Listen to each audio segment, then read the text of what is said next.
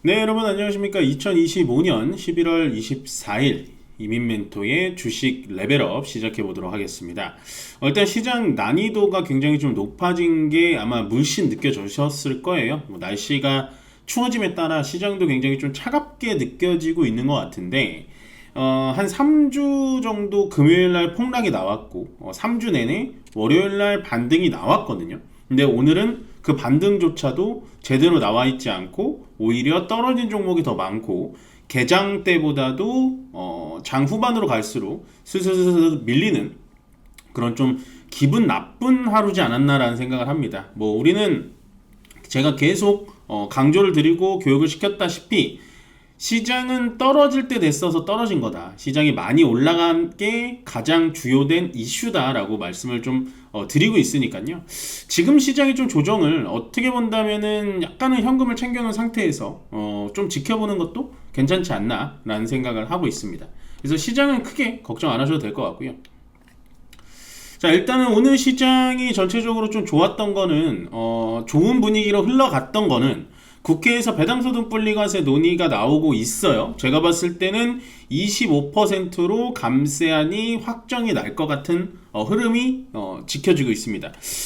일단은 요거에 대해서 좀 이해가 좀 안 되시는 분들이 있을 텐데 기존에는 이게 35에서 25로 낮춰지는 거거든요. 예. 그러니까 주식을 갖고 있는 대주주들이 그렇게 되면은 감세, 그러니까 부자들만 감세가 많이 되는 거 아니냐라는 게 반론이었는데 다시 한번 생각을 해보면요. 만약에 제가 삼성전자 대주주예요. 근데 35%를 낼 걸 25%를 내잖아요. 세금을. 그게 감면되는 게 아니고 20%만큼의 배당을 소액주주들한테 더 줄 수 있다라는 개념입니다.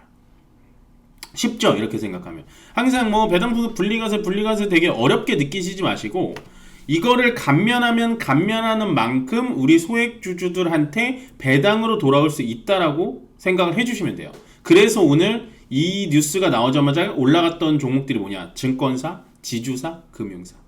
예, 요거는 제가 연말까지 꼭 가져가시라고 말씀드렸잖아요. 물론 시장이 무너지면서 같이 좀 밀리긴 했는데 오늘 시장에 유일하게 양봉을 많이 키고 있는 게 지주사, 금융사, 증권사입니다.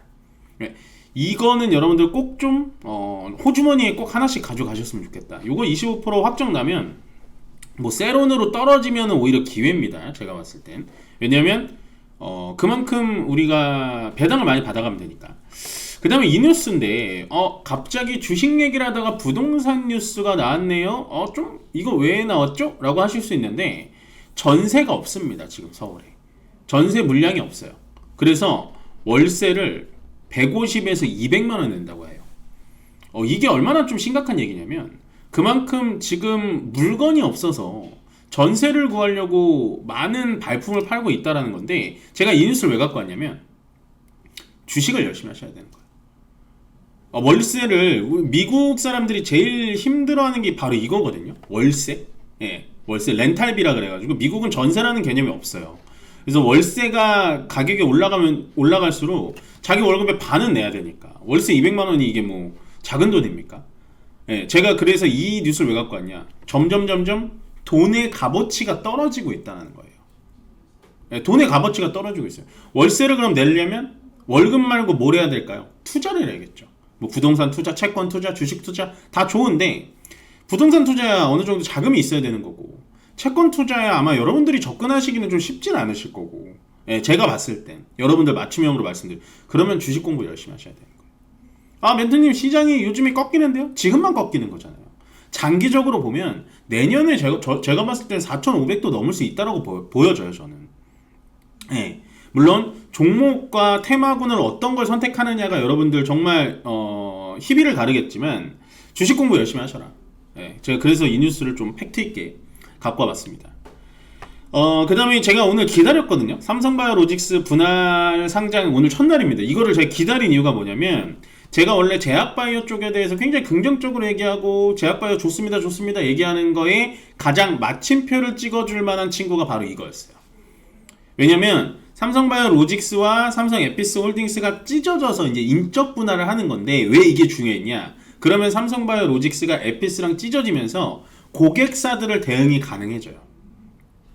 다시 말씀드리면 삼성바이오로직스랑 에피스가 같이 있으니까 우리 회사 거 삼성바이오로직스한테 맡기기 좀 불안해. 왜? 에피스가 있으니까 우리 레시피를 어쨌든 바이오로직스의 레시피를 줘야 되잖아요. 대량 생산하려면.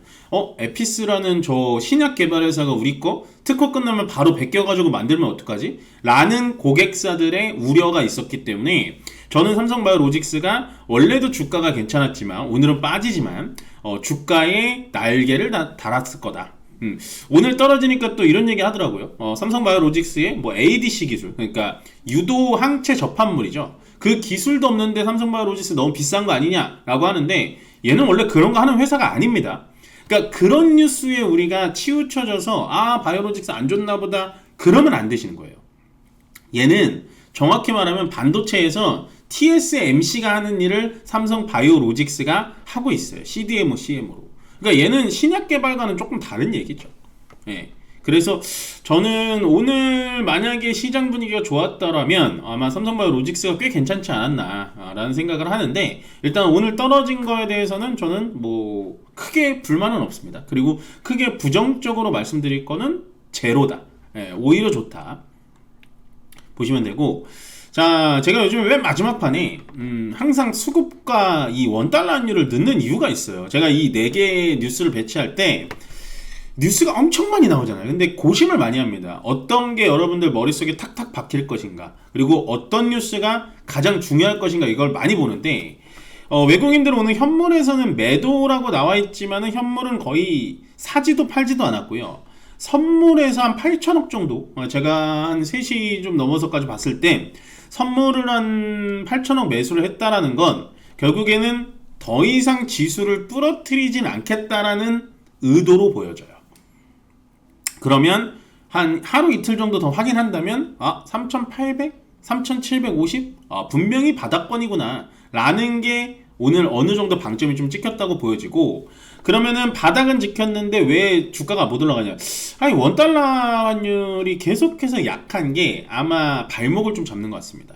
오늘도 오전 시장에는 원화가 좀 꺾였는데, 그러니까 달러가 좀 꺾였는데 다시 또 원화가 조금 더 올라가는, 안 잡히네요. 이게 구두 개입으로만 끝날 게 아니고 좀 안 잡히네요. 그래서 이 부분은 뭐 제가 전문가는 아니지만 우리가 지금 주식하는 입장에서 원화가 약세가 지속된다는 건 약간은 좀 많이 찝찝한 부분이다 라는 말씀을 전달을 좀 해드리고 싶고, 자, 오늘 강세업종을 잠깐 살펴보겠습니다. 일단 재건 관련 이슈, 사실은 저도 재건 관련이 되게 예전부터 좀 좋게 봤었거든요.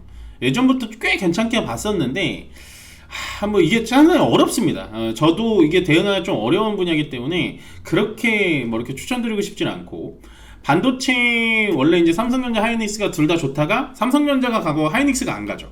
그 이유가 뭘까요? 그 이유가 제가 봤을 때 첫 번째는 뭐냐면 개인들의 수량이 하이닉스가 더 많이 들어가 있기 때문에 조금 힘에 붙인 것 같아요. 수급적으로만 봤을 때. 그 다음에 내용적으로 봤을 때 지금은 D램이 수요가 부족하잖아요. D램, HBM은 지금 시장에서 관심이 떨어졌습니다. D램이 수요가 부족한데 그 D램에서 전통 D램을 가장 많이 만들고 가장 좋게 만들 수 있는 회사가 삼성전자이기 때문에 삼성전자 하이닉스보다 강한 거예요. 그러면 이렇게 물어보실 수 있죠. 그러면 앞으로 삼성전자보다 하이닉스보다 삼성전자가 나은가요? 아니요. 저는 아직도 하이닉스가 더 좋다라고 보여져요. 다만 예전에는 제가 하이닉스 진짜 한창 좋다고 20만원대부터 얘기했을 땐 10대 빵이었어요. 10대 빵이었어요. 그때 삼성전자 제가 어떻게 표현했냐, 55,000원일 때 이거는 더 이상 떨어지지 않으니까 시간을 길게 가져가실 분들은 저는 사도 됩니다. 근데 저는 트레이더이기 때문에 재미없어서 저는 하이닉스로 갑니다 라고 말씀드렸어요. 근데 생각보다 삼성전자가 엄청 급하게 올라왔죠. 저는 그 시간까지 못 맞추니까. 근데 지금은 하이닉스가 수급적으로도 개인들이 많아서 좀 약하고 HBM에 대해서 시장이 관심이 없다 보니까 좀 많이 떨어지는 게 있어요. 그럼 어떻게 해야 되냐? 더 떨어질 때까지 기다려야죠. 왜냐면 결국에는 제가 봤을 때 내년까지 길게 본다면 하이닉스의 HBM 기술이라든지 HBM5에서도 선두주자로 나서기 시작한다 하고 있잖아요. 그렇기 때문에 저는 아직도 하이닉스에 한 표를 더 던져주고 싶습니다. 물론 예전에 10대 0이었다면 지금은 한 7대 3 정도? 삼성전자 한 30%? 3점 정도는 주고 싶다 보시면 될 것 같고, 로봇주들이 슬금슬금 또 움직이기 시작했죠. 이런 로봇주들은 좀 보셔도 괜찮아요. 제가 로봇에 대해서는 항상 실적 시즌 때는 좀 위험하다라고 말씀드렸는데, 실적 시즌 다 끝났고 결국에는 피지컬 AI 쪽에 대해서 어느 정도 재료를 붙인다면 로봇 관련된 종목들도 올라갈 수 있다라고 보여지시고, 지주사, 증권, 뭐 금융 똑같이 보시면 됩니다. 아까 보여드렸다시피 상법 개정안이 나오게 되면 이쪽 애들은 계속해서 트래킹 하셔라 보시면 될 것 같고요. 마지막 약세 업종입니다. 백화점, 여행 같이 보시는 거죠. 중일 간의 갈등이 저는 쉽사리 끝날 것 같지는 않습니다. 쉽사리 끝날 것 같지 않고 저번 주에 너무 오버스럽게 오버슈팅이 좀 나왔기 때문에 오늘은 이제 저번 주에 갔었던 거를 어느 정도 차익 실현 내지 아니면은 고점에서 약간은 좀 조정을 받는 것 수준이고, 뭐 그렇게 심각할 정도는 아닌 것 같고요. 그 다음에 2차전지도 오늘 썩 좋지는 않았어요. 왜냐면 지금 수급 자체가 시장에 많이 깔려있지 않은 상태에서 뭐 재건이라든지 반도체 이쪽에 몰리다 보니까 2차전지는 수급 쪽으로 밀리는 거다. 뭐 크게 문제는 없다 라고 보시면 될 것 같습니다. 그래서 일단은 오늘 약세 업종 중에선 저는 이제 백화점 쪽은, 유통 쪽은 계속 보셨으면 좋겠습니다. 제가 주말에도 이제 명동을 잠깐 갔다 왔는데 여전히 중국인, 일본인 뭐 살 것 없이 대만 사람 뭐 엄청 많더라고요. 그래서 저는 모멘텀이 좀 있을 거라고 보여지고요. 시장의 좀 난이도가 높아졌습니다. 시장의 난이도가 높아졌을 때 어떻게 하셔야 되냐? 웬만해서는 소극적으로 매도를 하셔야 되고요. 그리고 웬만해서는 내가 어떤 종목을 사고 싶더라도 정말 신중하게 대응을 하셔야 돼요. 그리고 예를 들어서 제 레벨업을 보시거나 제 아니면 뭐 스탁포인트 방송을 보시면서 투자 아이디어를 가지고 이제 저 기업 괜찮네? 라고 하시면 그거를 분할 매수하셔야 돼요. 지금은. 한 번에 매수하셔서 시장이 무너지면 같이 무너지니까 분할 매수를 하셔가지고 소극적으로 시장을 좀 대응하시는 게 좋습니다. 시장의 난이도가 올라가 있으니까요. 지금은 돌다리도 두들겨보고 건너자 라고 정리해드리면서 저는 여기서 마무리하고요. 내일 같은 시간에 뵙도록 하겠습니다. 고맙습니다.